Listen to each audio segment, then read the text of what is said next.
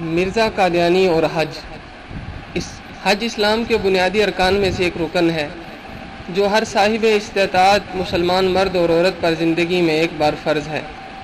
ارشاد خداوندی ہے، بے شک پہلا عبادت خانہ جو بنایا گیا لوگوں کے لیے وہی ہے جو مکہ میں ہے، بڑا برکت والا ہے، ہدایت کا سرچشمہ ہے، سب جہانوں کے لیے اس میں روشن نشانیاں ہیں۔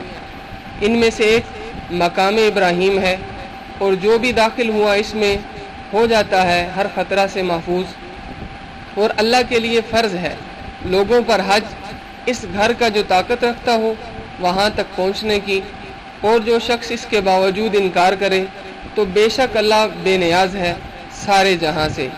آل عمران آیت نمبر 96 اور 97۔ حضور نبی کریم صلی اللہ علیہ وسلم کا ارشاد گرامی ہے، جس نے محض اللہ تعالیٰ کی رضا کے لیے حج کیا، پھر اس میں نہ کوئی فحش بات کی اور نہ نافرمانی کی، وہ ایسا پاک صاف ہو کر آتا ہے جیسا ولادت کے دن تھا۔ مشکات صفحہ 221۔ اس کے برعکس حضور خاتم النبیین صلی اللہ علیہ وسلم نے باوجود استطاعت کے حج نہ کرنے والوں کے لیے ارشاد فرمایا کہ جو شخص بیت اللہ تک پہنچنے کے لیے زاد راہ اور سواری رکھتا ہو لیکن اس کے باوجود اس نے حج نہیں کیا تو اس کے حق میں کوئی فرق نہیں پڑتا کہ وہ یہودی یا عیسائی ہو کر مرے۔ مشکات۔ فتنہ قادیانیت کے بانی ان جہانی مرزا غلام احمد قادیانی نے اپنی پوری زندگی میں باوجود استطاعت کے حج کیا نہ عمرہ۔ ظاہر ہے باوجود طاقت کے اس سعادت سے محروم صرف وہی بدبخت ہو سکتا ہے جس کے ایمان کی جڑیں خشک ہوں۔ مرزا قادیانی کا دعویٰ تھا کہ وہ مہدی اور مسیح موعود ہے۔ حضور نبی کریم صلی اللہ علیہ وسلم کی متفقہ علیہ احادیث مبارکہ میں واضح طور پر موجود ہے کہ حضرت مہدی اور حضرت عیسیٰ علیہ السلام خانہ کعبہ کا طواف کریں گے اور حج کریں گے۔ مرزا قادیانی سے جب بھی سوال کیا جاتا کہ اگر آپ مہدی یا مسیح موعود ہیں تو احادیث کی روح سے آپ کو حج کرنا چاہیے۔ اس پر مرزا قادیانی نے متفقہ علیہ احادیث مبارکہ کی مختلف تعویلات کی۔ جب اس سے بھی کام نہ بنا تو کہہ ڈالا کہ میرے مہدی اور مسیح موعود ہونے کے دعوے کی بنیاد حدیث نہیں بلکہ خود میری وحی ہے۔ مزید کہا کہ جو حدیث میری وحی کے مطابق ہے وہ درست ہے، اور جو نہیں اسے ردی کی ٹوکری میں پھینک دینا چاہیے، نعوذ باللہ۔ بعد ازاں مرزا قادیانی نے یہ تسلیم کیا کہ مسیح موعود کے حج پر جانے کی احادیث موجود ہیں، لیکن اس کے ساتھ ہی اس حدیث مبارکہ کی اہمیت کو کم کرنے کے لیے الٹا سوال کرنے والوں سے پوچھا۔ نمبر 1، آپ اس سوال کا جواب دیں کہ مسیح موعود جب ظاہر ہوگا تو کیا اول اس کا یہ فرض ہونا چاہیے کہ مسلمانوں کو دجال کے خطرناک فتنے سے نجات دے، یا یہ کہ ظاہر ہوتے ہی حج کو چلا جائے؟ اگر بموجب نصوص قرآنیہ و احادیث یہ پہلا فرض مسیح موعود کا حج کرنا ہے، نہ دجال کی سرکوبی، تو وہ آیت اور احادیث دکھلانی چاہیے تاکہ ان پر عمل کیا جائے۔ کتاب ایام الصلح صفحہ نمبر 190، مندرجہ روحانی خزائن جلد 14 صفحہ 416 از مرزا قادیانی۔ دوسری جگہ لکھا، سوال پیدا ہوتا ہے کہ کیا مرزا قادیانی نے مسلمانوں کو دجال کے خطرناک فتنوں سے نجات دلا دی تھی؟ اس سلسلہ میں مرزا قادیانی مزید لکھتا ہے، ہمارا حج تو اس وقت ہوگا جب دجال بھی کفر اور دجل سے باز آ کر طواف بیت اللہ کرے گا۔ کتاب کا نام ایام صلح صفحہ 190، مندرجہ روحانی خزائن جلد 14 صفحہ 416 از مرزا قادیانی۔ مذکورہ تحریر مرزا قادیانی کے ذہن کی پیداوار ہے۔ اس سے مرزا قادیانی کا کذب اور دجل کھل کر واضح ہو گیا ہے۔ یہ حدیث شریف پر افطرا ہے۔ احادیث مبارکہ میں آتا ہے کہ قیامت کے قریب دجال کا خروج ہوگا اور وہ ہر جگہ جا سکے گا، لیکن جب وہ مکہ مکرمہ اور مدینہ طیبہ میں داخل ہونے کی کوشش کرے گا تو اللہ تعالیٰ کے فرشتے حرمین شریفین کی حفاظت کے لیے مامور ہوں گے اور وہ دجال کو داخل نہیں ہونے دیں گے۔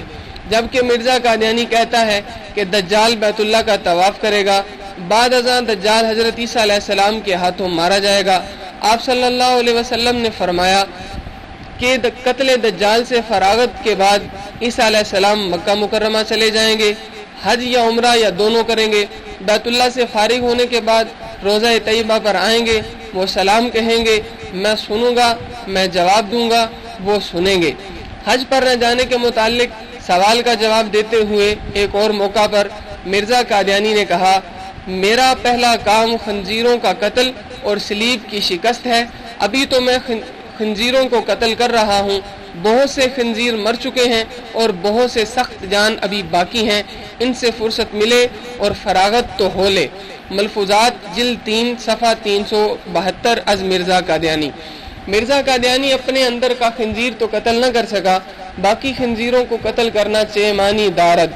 ایک مرتبہ مرزا قادیانی کو حج پر نہ جانے کے بارے میں پوچھا گیا تو اس نے کہا، تمام مسلمان علماء اول ایک اقرار نامہ لکھ دیں کہ اگر ہم حج کر آویں تو وہ سب کے سب ہمارے ہاتھ پر توبہ کر کے ہماری جماعت میں داخل ہو جائیں گے اور ہمارے مرید ہو جائیں گے۔ اگر وہ ایسا لکھ دیں اور اقرار حلفی کریں تو ہم حج کر آتے ہیں۔ ملفوظات جلد 9 صفحہ 325 از مرزا قادیانی۔ مرزا قادیانی کے حج پر نہ جانے کا یہ نہایت عیارانہ اور ملحدانہ جواب ہے۔ کیا یہ جواب ایک ایسے شخص کے شایان شان ہے جو مہدی اور مسیح موعود ہونے کا دعوے دار ہے؟ جب یہ جوابات بھی لوگوں کو مطمئن نہ کر سکے تو اس نے صاف لفظوں میں حج کرنے کو اللہ تعالیٰ کے حکم کی خلاف ورزی قرار دے ڈالا، اور ساتھ ہی قادیانی جماعت کی پالیسی کے مطابق کہ جب بھی کوئی شخص مرزا قادیانی پر اعتراض کرے تو اس کے جواب میں فوراً نبی کریم صلی اللہ علیہ وسلم پر عیسائیوں اور یہودیوں کی طرف سے کیے گئے اعتراضات پیش کر دیے جائیں۔ شان رسالت صلی اللہ علیہ وسلم میں توہین کرتے ہوئے الزام جڑ دیا کہ انہوں نے 13 سال مکہ میں رہتے ہوئے حج نہیں کیا۔ مرزا قادیانی کی حرزہ سرائی ملاحظہ فرمائیں، اگر ہم حج کو چلے جائیں تو گویا اس خدا کے حکم کی مخالفت کرنے والے ٹھہریں گے، اور من استطاع الیہ سبیلا کے بارے میں کتاب حج الکرامہ میں یہ بھی لکھا ہے کہ اگر نماز کے فوت ہو جانے کا اندیشہ ہو تو حج ساقط ہے۔ حالانکہ اب جو لوگ جاتے ہیں ان کی کئی نمازیں فوت ہو جاتی ہیں۔ مامورین کا اول فرض تبلیغ ہوتا ہے۔ آن حضرت صلی اللہ علیہ وسلم 13 سال مکہ میں رہے۔ آپ صلی اللہ علیہ وسلم نے کتنی دفعہ حج کیے تھے؟ ایک دفعہ بھی نہیں کیا تھا۔ ملفوظات جلد 5 صفحہ 388 از مرزا قادیانی۔ اس تحریر سے پتہ چلتا ہے کہ مرزا قادیانی تبلیغ اسلام میں مصروف تھا، اس لیے حج نہ کر سکا۔ اس کا یہ عذر بے بنیاد ہے۔ مرزا قادیانی نے لکھا ہے کہ اسلام کے 2 حصے ہیں، ایک اللہ کی اطاعت اور دوسرے انگریز حکومت کی اطاعت و تابعداری۔ وہ ان خیالات کی تبلیغ و تشہیر میں پوری عمر لگا رہا۔ حج کے موقع پر مرزا قادیانی کی تقریر سے لاکھوں لوگ مستفید ہوتے اور وہ مرزا قادیانی کی طرح انگریز کے خیرخواہ بن جاتے۔ باقی رہی یہ بات کہ حضور نبی کریم صلی اللہ علیہ وسلم نے 13 سال تک مکہ میں رہتے ہوئے حج نہیں کیا، انتہائی بے بنیاد اور احمقانہ بات ہے۔ اس وقت حج کے احکامات نازل نہیں ہوئے تھے اور یہ حکم مدینہ طیبہ میں نازل ہوا۔ آپ صلی اللہ علیہ وسلم نے ایک مرتبہ حج محض اس لیے ادا فرمایا تاکہ قیامت امت مسلمہ پر زیادہ بوجھ نہ پڑے۔ مرزا قادیانی کا بیٹا مرزا بشیر احمد ایم اے اپنے باپ کے حج ادا نہ کرنے کی وجہ بیان کرتے ہوئے لکھتا ہے، ڈاکٹر میر محمد اسماعیل صاحب نے مجھ سے بیان کیا کہ حضرت مسیح موعود نے حج نہیں کیا، اعتکاف نہیں کیا، زکوٰۃ نہیں دی، تسبیح نہیں رکھی۔ خاکسار عرض کرتا ہے کہ حج نہ کرنے کی تو خاص وجوہات تھیں کہ شروع میں آپ کے لیے مالی لحاظ سے انتظام نہیں تھا۔ سیرت مہدی جلد 3 صفحہ 119 از مرزا بشیر احمد ایم اے۔ لیجیے مرزا بشیر احمد نے ایک نئی توجیہ بیان کی ہے کہ چونکہ مرزا قادیانی مالی لحاظ سے استطاعت نہیں رکھتا تھا اس لیے حج نہ کیا۔ یہ بات بھی بالکل بے بنیاد اور جھوٹ پر مبنی ہے۔ اگر مرزا قادیانی کی مالی حیثیت ایسی نہ تھی تو اپنی کتاب براہین احمدیہ میں مخالفین کو 10,000 روپے کا چیلنج کہاں سے دے رہا تھا؟ اپنے آپ کو رئیس قادیان کیسے لکھتا رہا؟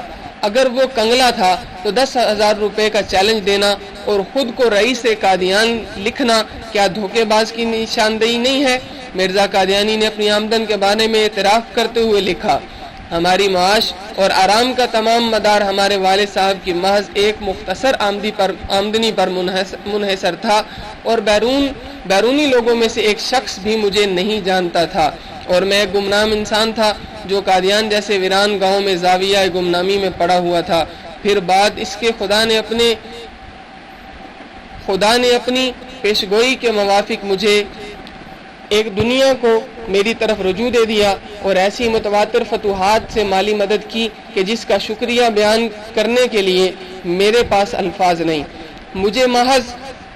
مجھے اپنی حالت پر خیال کر کے اس قدر بھی امید نہ تھی کہ 10 روپیہ ماہوار بھی آئیں گے، مگر خدا تعالیٰ جو غریبوں کو خاک میں سے اٹھاتا اور متکبروں کو خاک میں ملاتا ہے، اس نے ایسی میری دستگیری کی کہ میں یقیناً کہہ سکتا ہوں کہ اب تک 3 لاکھ کے قریب روپیہ آ چکا ہے، اور شاید اس سے زیادہ ہو، اور اس آمدنی کو اس سے خیال کر لینا چاہیے کہ سالہ سال سے صرف لنگر خانہ کا 1500 روپیہ ماہوار تک خرچہ ہو جاتا ہے، یعنی اوسط کے حساب سے، اور دوسری شاخ مصارف کے یعنی مدرسہ وغیرہ اور کتابوں کی چھپوائی اس سے الگ ہے۔ بس دیکھنا چاہیے کہ یہ پیشن گوئی یعنی علیہ اللہ بکاف عبدہ کس صفائی اور قوت اور شان سے پوری ہوئی۔ کیا یہ کسی مفتری کا کام ہے یا شیطانی وساوس ہے؟ ہرگز نہیں، بلکہ یہ اس خدا کا کام ہے جس کے ہاتھ میں عزت اور ذلت اور ادبار اور اقبال ہے۔ اگر میرے اس بیان کا اعتبار نہ ہو تو 20 برس کی ڈاک کے سرکاری رجسٹروں کو دیکھو تا معلوم ہو کہ کس قدر آمدنی کا دروازہ اس تمام مدت میں کھولا گیا ہے۔ حالانکہ یہ آمدنی صرف ڈاک کے ذریعے تک محدود نہیں رہی، بلکہ ہزارہ روپیہ کی آمدنی اس طرح ہی ہوتی ہے کہ لوگ خود قادیان آ کر دیتے ہیں، اور نیز ایسی آمدنی جو لفافوں میں نوٹ بھیجے جاتے ہیں، اگر منی آرڈروں کے ذریعے ہزارہ روپیہ آ چکے ہیں، مگر اس سے زیادہ وہ ہیں جو خود مخلص لوگوں نے آ کر دیے، اور جو خطوط کے اندر نوٹ آئے، اور بعض مخلصوں نے نوٹ یا سونا اس طرح بھیجا جو اپنا نام بھی ظاہر نہیں کیا، اور مجھے اب تک معلوم نہیں کہ ان کے نام کیا کیا ہیں۔ حقیقت الوحی صفحہ 212 مندرجہ روحانی خزائن جلد 22 صفحہ 221 از مرزا قادیانی۔ اس زمانہ میں 1 روپے کا 16 کلو گوشت ملتا تھا۔ قارئین کرام اس حساب سے خود اندازہ لگائیں کہ مرزا قادیانی کے پاس کس قدر روپیہ تھا۔